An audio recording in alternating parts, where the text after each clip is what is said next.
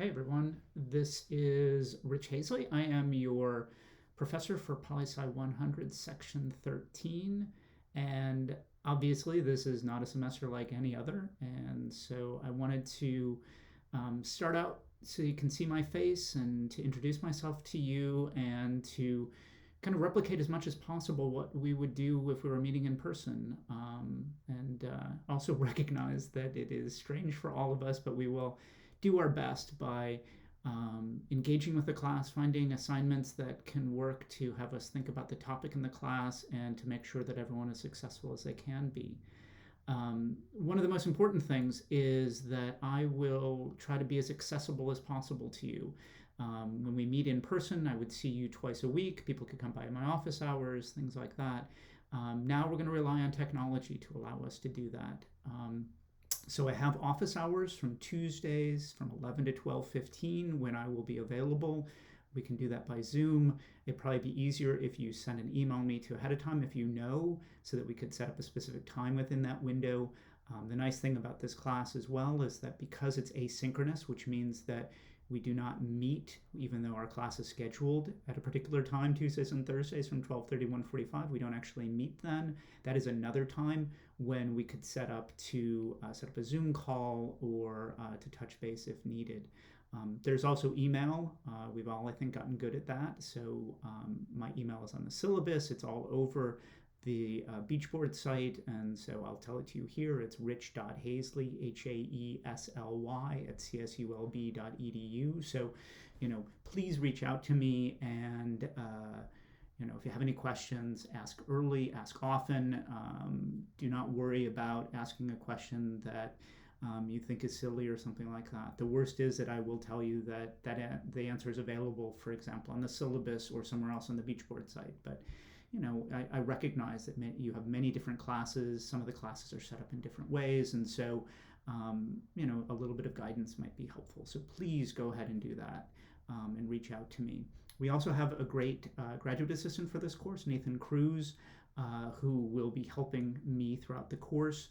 He's a great guy. I worked with him last semester during that crisis situation.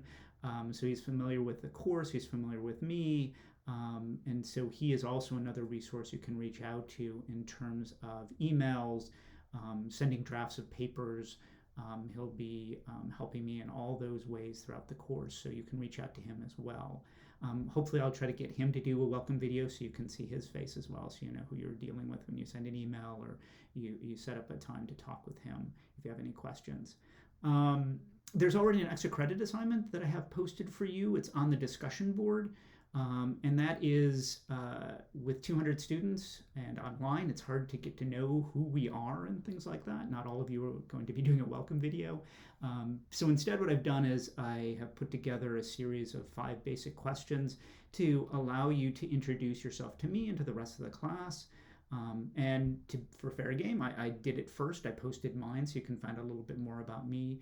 I answered the same questions that I'm asking all of you. They're slightly different because I've actually finished school, but it's a way for me to give you a little bit of background about me and so you can know me a little bit more.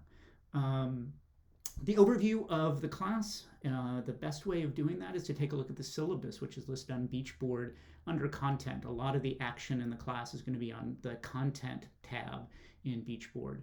It has lots of information. The syllabus has lots of information about issues about technology, if you have problems with Beachboard, if you have questions about getting access to reliable internet and things like that. There's information about that. There's information about if you want to seek help for the University Writing Center and things like that. There's information about, obviously, this course more specifically in terms of when things are due, what the reading assignments are. So definitely take a look at that and read that. I'm not the sort of person who has a quiz based on reading the syllabus. I don't think that makes much sense.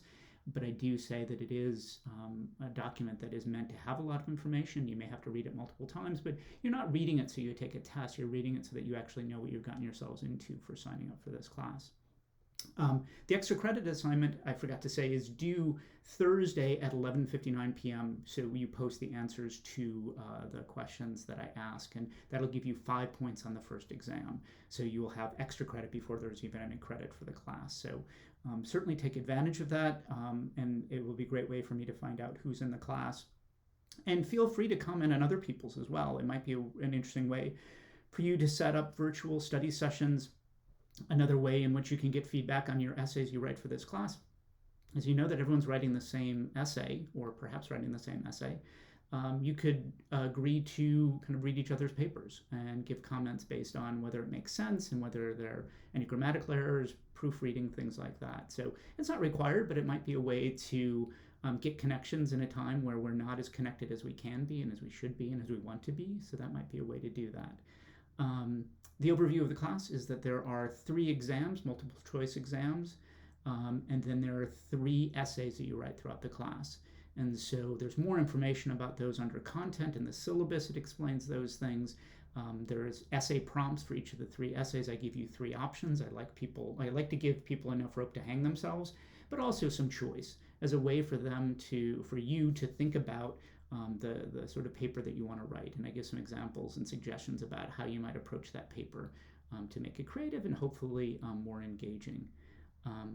The course is working generally the same way. Each chapter works the same way. We have an online textbook, and the link to buy the textbook is available on the syllabus. It's also in this welcome message that I have posted on Beachboard. It has the link. So you can either go to the bookstore or virtually go to the bookstore and buy the code and pay the bookstore for the cost of access to the textbook, or you can go directly to the Pearson website and pay for it there. So either way, either through the bookstore or through Pearson, you're going to end up going through that link that I provide on the syllabus and also in this welcome video to get access to my version of the textbook.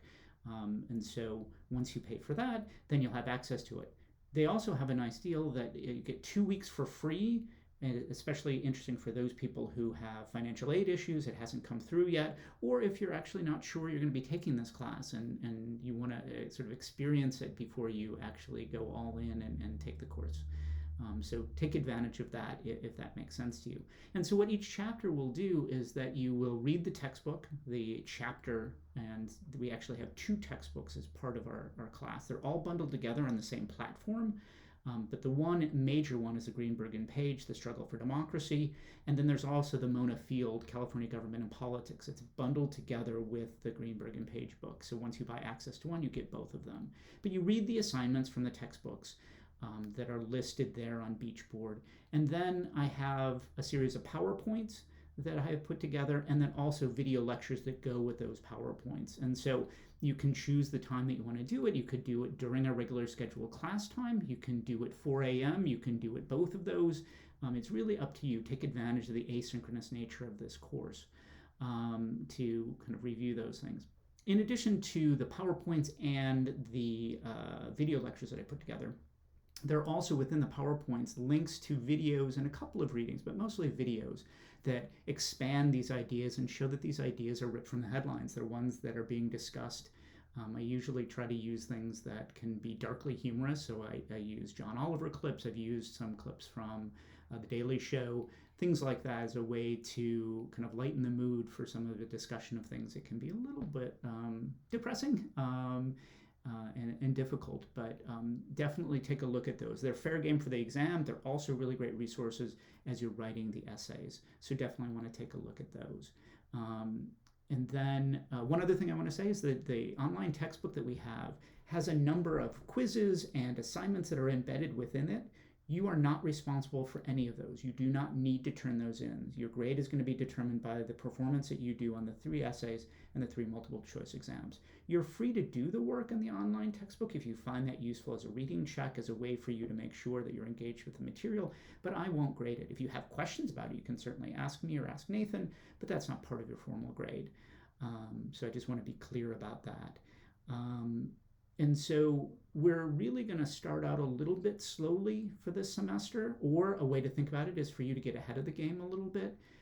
Things might take longer than you think. So this first week that goes on is a way for you to get the textbook, to read the syllabus, to get a sense of what's going on, take a look at Beachboard, take a look at all the things that are available there.